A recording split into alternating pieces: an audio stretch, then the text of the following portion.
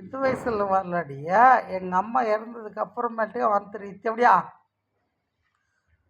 அது கொஞ்சம் கொஞ்சமாக உள்ளுக்குள்ளேயே கொண்டுக்கிட்டே வந்து இப்போ நான் முழுசாக வெளியே வந்துட்டேன்.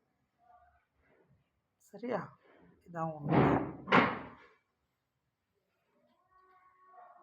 நான் ஒரு சேலஞ்ச் கொடுக்குறேண்ணா, ஒரு போட்டி கொடுக்குறேண்ணா, ஒரு விவாதம் பண்ணுறேண்ணா, அது எல்லாமும் இப்போ நான் சொல்கிறேன்னு வச்சுக்கோ.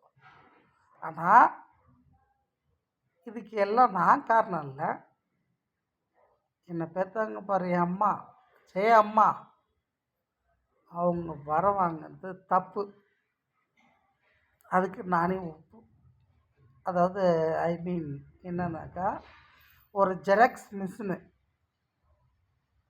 வெறும் பிரிண்ட்டு தான் நான்.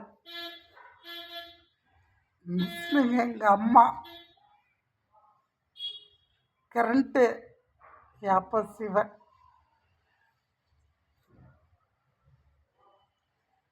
ஆனால் இதில் மாட்டிட்டு முழிக்கிறது நான்.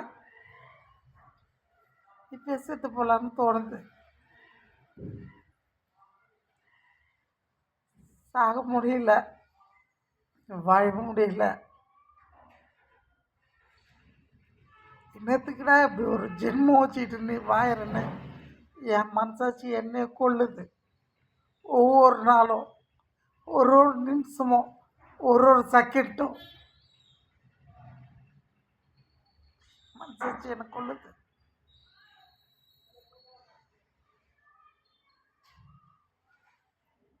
நீ பொண்ணாடி, நீ தேவடியா நாரா குதி இல்லை கல்லாடி,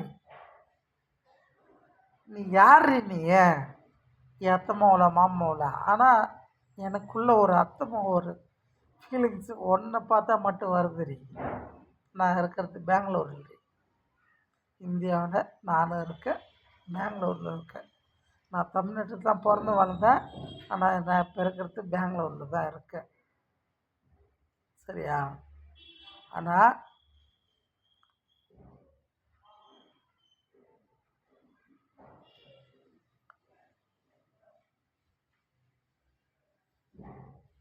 இதே பெங்களூரில் எவ்வளோ பொண்ணுங்க இருக்காங்க, கோடிக்கணக்கில் ஃபிலிம் ஆக்ட்ரஸோட அழகாக இருக்காங்க.